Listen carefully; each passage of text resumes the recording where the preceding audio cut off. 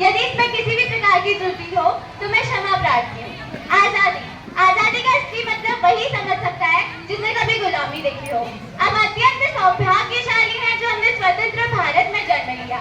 यूं तो आजादी की लौ 1857 में ही चल चुकी थी, जो वर्षाल बनकर 1947 में हमारे देश को आजाद कराई।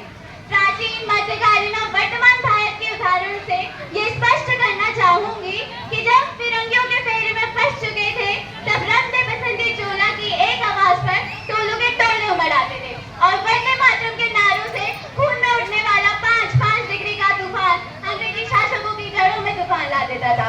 लोग मर जाते थे, मिट जाते थे, फांसी चढ़ जाते थे, तो वो भी अपनी देशभक्ति साबित कर रहे होते थे, क्योंकि ये उस दौर की देशभक्ति की कसौटी थी। उसके बाद 62, 65 और 71 में अपना सुहाग गवा देने वाली वो औरत, जिसके घर की हालात ये हो जाया करते थे कि प्यार भी भरपूर गया, मांग का सिंदूर गया, नन्हे नौनी आलू की लंगोटियां चली गई, छोटी छोटी बेटियों की चोटियां चली गई, बाप की कमाई गई, भाई की पढ़ाई गई, एक विस्फोट ऐसा हुआ पता चला ही नहीं जिसमें की बोटियां हो गई।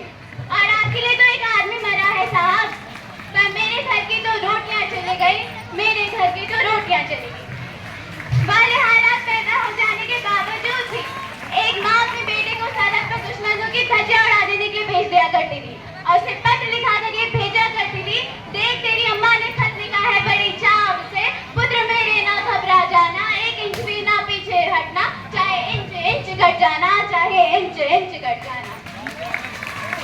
इस प्रकार पूरा परिवार अपनी देशभक्ति साबित कर रहा होता था। तब देश बलिदान मांगता था, तब देश लड़ जाने को कहता था, तब देश मर जाने को, मिट जाने को, फांसी चढ़ जाने को कहता था। परंतु आज देश लड़ जाने को नहीं कहता, आज देश मर जाने को, मिट जाने को, फांसी चढ़ जाने को नहीं कहता, बल्कि मेरे विचार में यदि कोई व्यक्ति अपना काम पूरी ईमानदारी, पूरी लगन और पूरी मेहनत से करे ना, तो वही सबसे बड़ा देशभक्त है। मैं नहीं मानती कि फेसबुक और व्हाट्सएप की डीपी को 3 रंग में रंगना ही देशभक्ति है। और यदि आप कहेंगे कि साल में 2 बार हाथ में तिरंगा लेना ही देशभक्ति है, तो मैं ये पूछना चाहूंगी कि फुटपाथ में रहने वालों को बच्चा जब ट्रैफिक की छांव में नंगे पांव में तिरंगा बेच रहा होता है, तो क्या इसे आप उसकी देशभक्ति कहेंगे? ये उसकी देशभक्ति नहीं, ये उसके पेट की भूख की शक्ति है जो उसे ऐसा करने पर मजबूर करती है। क्योंकि न मस्जिद को जानते हैं, न शिवालों को जानते हैं, न मस्जिद को जानते हैं, न शिवालों को जानते हैं। जो पेट के भूखे होते हैं ना, वो सिर्फ भोजन के निवालों को जानते हैं, भोजन के निवालों को जानते हैं। अपने परिवार, अपने समाज, अपने देश के लिए समर्पण का भाव है देशभक्ति। हर उस देशद्रोही के जीवन में उठने वाला तूफान है हमारी सच्ची देशभक्ति, ताकि हर देशद्रोही ये समझ सके कि अगर तू परिंदा है तो ये आसमान दे रहा है, और यदि तू दरिंदा है तो ये शमशान दे रहा है। यदि भाईचारे से रहना है तो रह जमीन पर, वरना ये कब्र भी तेरी है, ये कब्रिस्तान तेरा है, ये कब्र भी तेरी है, ये कब्रिस्तान तेरा है। लेकिन एक देशद्रोही से ज्यादा देशभक्ति तब आहत होती है जब एक बेटा अपने माँ बाप को वृद्धाश्रम की चौखट पे छोड़ आता है। करना उठती है वो देशभक्ति जब हम मुसीबत में पड़े लोगों की जान बचाने से ज्यादा सेल्फी लेकर अपनी लाइफ बढ़ाने में लगे रहते हैं। और मैं बता दूं, महिला सुरक्षा के नाम पर आज भी हम बहुत पीछे हैं। मजदूर को मजदूर समझिए, मजबूर नहीं। मजदूर को मजदूर समझिए, मजबूर नहीं। गरीब को काम दीजिए, दान दीजिए, और यदि दान देने के इच्छुक हैं तो जीते जी रक्तदान दीजिए और मरने के बाद अनुदान देकर किसी मरते हुए को जीवन दान दीजिए। यही सच्ची देशभक्ति और यही सच्चा राष्ट्रप्रेम है। न सरकार मेरी है, न रब मेरा है, न सरकार मेरी है, न रब मेरा है, और न ही बड़ा सा नाम मेरा है। बस इतनी सी बात का गुरूर है कि मैं भारत की हूँ और ये भारत मेरा है और ये भारत मेरा है। परंतु एक वैचारिक बीमारी भी हमारे समाज में मुझे नजर आती है। कहा जाता है हम दुनिया के सबसे बड़े लोकतंत्र हैं, जहाँ हिंदू, मुस्लिम, सिख, ईसाई सब पैदा होते हैं, पर बदकिस्मती की बात है अब इंसान पैदा नहीं होते। और मेरे विचार में ना हिंदू की जरूरत है, ना मुसलमान की जरूरत है, ना हिंदू की जरूरत है, ना मुसलमान की जरूरत है। राष्ट्र निर्माण के लिए केवल सच्चे इंसान की जरूरत है, केवल सच्चे इंसान की जरूरत है। जरा सोच कर देखें, ये पेड़ पौधे शाखाएं भी परेशान हो जाए यदि परिंदे भी हिंदू और मुसलमान हो जाए। एक शैक्षिक बीमारी भी हमारे समाज में मुझे नजर आती है, और बड़े आश्चर्य की बात है कि जिस देश ने दुनिया को तक्षशिला और नालंदा देकर विश्वविद्यालय शिक्षा की बुनियाद रखी, आज विश्व के 100 सर्वश्रेष्ठ विश्वविद्यालयों में हमारा एक भी विश्वविद्यालय खड़ा नहीं हो पाता। और ये मैं बता दूं, इस शैक्षिक बीमारी का केवल एक कारण है, वो है हमारे देश की शिक्षा नीति, जो केवल 2 प्रकार के लोग होते हैं, जो धनवान है।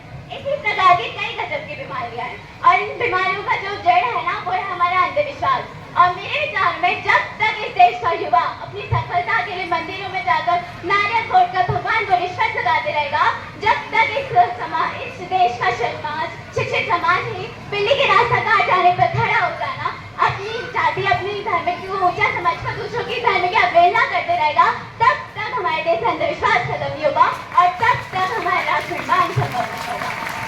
हमारी संस्कृति हमारी सभ्यता को दुनिया ने शेष नवाया है, तो क्यों हमने आस्था के नाम पर अंधविश्वास को फैलाया है? मेरे विचार में हमारा राष्ट्र निर्माण तब संभव होगा जब इस देश की महिलाओं की पूजा नहीं, उनकी इज्जत की जाएगी। हमारा राष्ट्र निर्माण तब संभव होगा जब हम जाति का रक्षण नहीं बल्कि सामाजिक शक्तिकरण पे बात करेंगे।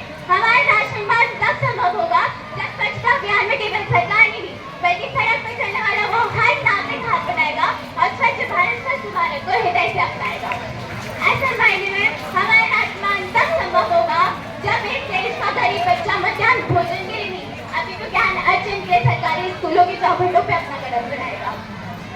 और हमारा राष्ट्र निर्माण तब तक संभव नहीं होगा जब तक इस देश का नागरिक नैतिक रूप से सतीश, चारित्रिक रूप से भ्रष्ट, मानसिक रूप से दिवालिया, धार्मिक रूप से अंधा, राजनीतिक रूप से गंदा, स्वैच्छिक मान युग के आंकड़ों में राज रहे छिन्न भिन्न पैबंदमय अखंड भारत को खंड खंड करते रहेगा, तब तक हमारा राष्ट्र निर्माण संभव नहीं होगा।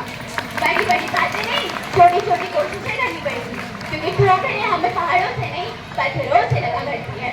I being an Indian, I being a law student, I being a simple daughter of this motherland, feel proud to be an Indian। और मैं सैल्यूट करना चाहूंगी सरहद पर हमारे रक्षा के लिए दिन रात खड़े रहने वाले उस जवान को, इस देश के पुलिस प्रशासन और किसान को और हर उस व्यक्ति को जो अपना काम पूरी ईमानदारी, पूरी मेहनत और पूरी लगन से करते हैं, जिनके बिना राष्ट्र निर्माण की कल्पना करना भी असंभव सा लगता है।